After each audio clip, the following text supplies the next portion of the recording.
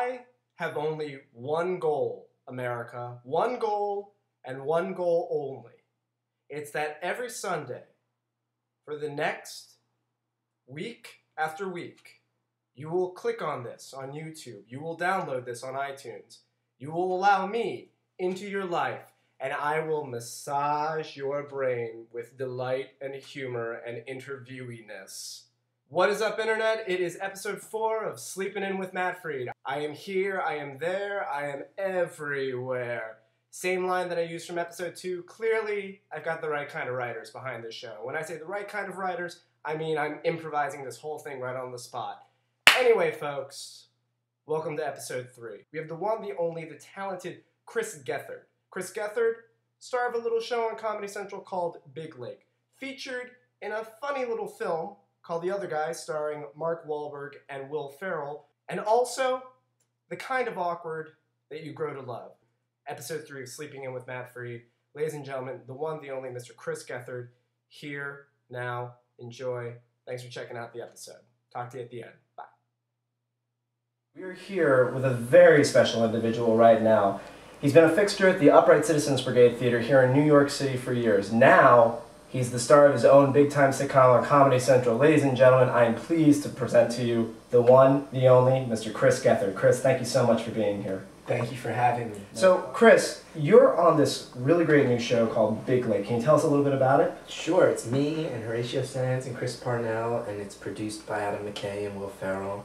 And it's sort of like an effort to take all the traditional sitcom stuff that we're used to from the shows when we were kids, but sort of make them a little darker, a little weirder, a little more twisted. So the show is about my character. He's a banker. He lost all this money, and then he has to move home with his parents, even though he just lost like $500,000 of his parents' money. So everybody's just furious at him and mean to him. What was the shooting schedule like? Because we've heard a lot of stories about it. It was insane. It was really crazy. We basically, our weeks would break down that we do a table read on Monday and then block that episode, and then a table read for a different episode on Tuesday and block that episode, and then we'd shoot both episodes Wednesday, Thursday, Friday. So 2 episodes a week, 10 episodes in 6 weeks.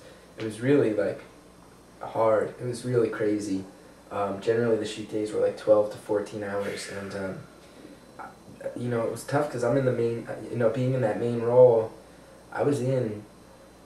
I think there was only one show where I was not in pretty much every scene. I think there was one episode where there was a storyline that Parnell had with June Raphael. That episode, if you watch that whole storyline, that's like the only week where I had any time to relax during the shoot days, because generally I was in every scene. It was really crazy. But I had to memorize like 90 pages a week generally for 6 weeks, which was like, that'll mess up your head. But it's weird because now I can memorize like 30 pages in like 20 minutes. It's really creepy. It's really strange, yeah. With a schedule like that, I can only imagine that it just was, you know, some days. Like, what's the craziest story you had from being on the set? Probably the weirdest moment, the most surreal thing. Because like I said, I've known Horatio through UCB for a long time. I never knew Parnell. But for comedy nerds like us, like, it's Chris Parnell. Like, he's like good. Everybody loves him. Everything he does, you know. So there's like one part, I think it was like 3 or 4 weeks in, there was a scene, and it was a Friday, and we had gone into overtime, so it was like 10 or 11 at night. We've been shooting for like 13 or 14 hours, and the scene is Chris Parnell and I both naked on a couch with him spooning me from behind. And I was just like, you know, your mind's all loopy from these long shoot days, but I'm just laying there, and I'm like, a month ago, if anyone told me that this would be a part of my life, I would have laughed in their face. Like, what is going on? Just feeling like Chris Parnell's breath on the back of my neck. I was just like, this is, I've made it? Before things like The Other Guys or Big Lake even came on, you really got a reputation at UCB for being a storyteller. Yes. How did you happen into storytelling in the first place? It all kind of, I mean, I kind of grew up, that was always what I found funny. That was always the sort of style of stand-up that I was attracted to. And my family, my mom and my aunts, like, we're very Irish, so it was a lot of, like, sit around the kitchen table. And they kind of, I look back and I'm like, oh yeah, my aunts would, like, tell these stories about things that happened to them in their childhood with all our, like, drunken Irish ancestors and how horrible it was, but they were hilarious stories, and I'm like, oh right, messed up stuff is funny, like that's where that came from in my mind. But a few years back, there was not much storytelling. There was The Moth, which is not, which is a very funny show, but not necessarily comedic all the time. And there weren't too many other options, and I started a show called The Nights of Our Lives, mostly because I used to sit around at a bar with a few people, Curtis Gwynn, Anthony Tamanik, a few specific people who always had these great stories, and it felt like we could probably put something like this on stage and it could work, and that was 5 or 6 years ago now.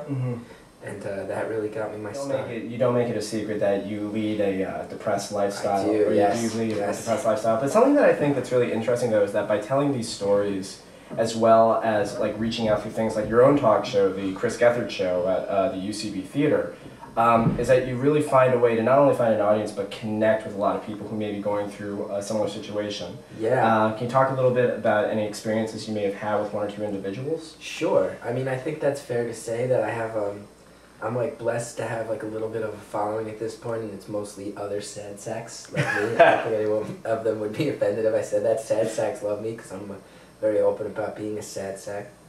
But yeah, it's funny. Some of the people who have become like the biggest fans of mine, I know, you get to know them when you see them so much. They come to shows and very nice. But like, there's one guy who I'm really close with now, who in the middle of the night, one night, it was like 2:30 in the morning, I happened to be awake and I just got a text from him that said, "Girls." And then I wrote, "I know, man, hang in there." And he went, "Sometimes I don't know why I wake up in the morning."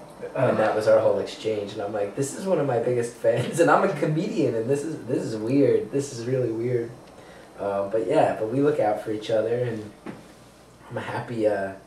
It makes me pretty happy to know that me being open with the fact that I deal with that stuff and struggle with it has given some other people some laughs or some good feelings, or taken some pressure away from them as they deal with it. So it feels good. It feels like a good thing, for as hard as it can be at times, to eviscerate myself and speak truly about my many problems on stage. As a young man, probably not too much of a surprise to know, like, very easy to trigger feelings of low self-esteem in me. But now I'm a little older. I turned 30 this year, and I think I've come to grips with it, because a lot of these things that used to crush me, and I find very funny. So the following are just examples of some things that either, when they happened, they either did or would have really crushed me extraordinarily, that I want to now sort of get those demons off my chest by sharing them with you, if that's all right. Like one, a few years ago, I went to Mexico with a friend of mine, and he grew up in Tijuana, and he called me up, he said, "You want to go to Tijuana?" And I was like, "That's awesome." Go to Tijuana with a friend of mine who grew up there. How often do you get to go to a foreign country with someone who lived there, He wants to show me how he lived in his young days. I thought, but he had different intentions, because as soon as we got there, literally the first place he drove me to was a whorehouse. Because even though I was in my mid-20s, he assumed that I was a virgin. That's why he wanted to bring me to Tijuana. And I get it. I actually wasn't that mad. Like, I understand why you would think I was a virgin. I get it. Like, I understand it. I reek of virginity. And there's many... 2010 has been a big year for you. Your Yes. year really started, almost literally started the day that, like, on New Year's Eve, when Diddy got in contact with you to be on the Chris Gethard show. Yes. Now I have a question. Of all the celebrities, why Diddy? Why was Diddy your reach out? Well, it actually didn't start with Diddy. The first one was Al Roker. And here's the whole thing with this Twitter thing. I've used Twitter to try to convince Diddy to do my show, and he is going to do it, he says. I talked with him on the phone yesterday, actually. He said he still wants to do it. But I actually, to be totally honest, was like, this would be a really funny way to promote the show. Like, pick some random celebrity and then say, like, hey, everybody Twitter about it. And then my thought was like, and now I'll have all these people twittering about my show, and like, it's fun and you get to participate, but it also gets the word out there. It'll be like this cool thing. I didn't think anything was ever going to come with it. So I started harassing Al Roker and thought he would be like this attainable one that people would feel like, yeah, we should reach out to him. And after like 20 minutes, Al Roker was like, "I'm not doing that." He like answered, and everybody was like, "Whoa, he actually answered." So then I was like, well, I need actually someone more unattainable so this can go on for a while, so it can build into this thing. And pick Diddy because he's absolutely unattainable. But each month I do a show called The Chris Gethard Show. And I'm reaching out to you because I want to live in a world where I can make a video like this and you'll somehow see it. And then you'll come and you'll make an appearance on my show. Even if that appearance is 30 seconds long. You'll just walk in and you'll wave hello and you'll say, yes, things like this can happen. And the crowd will go crazy and you can leave, you can hang out, whatever you want. But I want to live in a world where something like that is possible. But after 4 or 5 days, he started answering. All these people were tweeting him, hey man, you should do this show, do the Chris Gethard Show. And he actually started answering, and he called me up on the phone, talked with him on New Year's Eve, and then he said he was going to do it, and we've been going back and forth. You know, he's a very busy guy, so I won't hear from him for like 2 months, and then I'll get a message that's like, still want to do this, man, we'll work it out.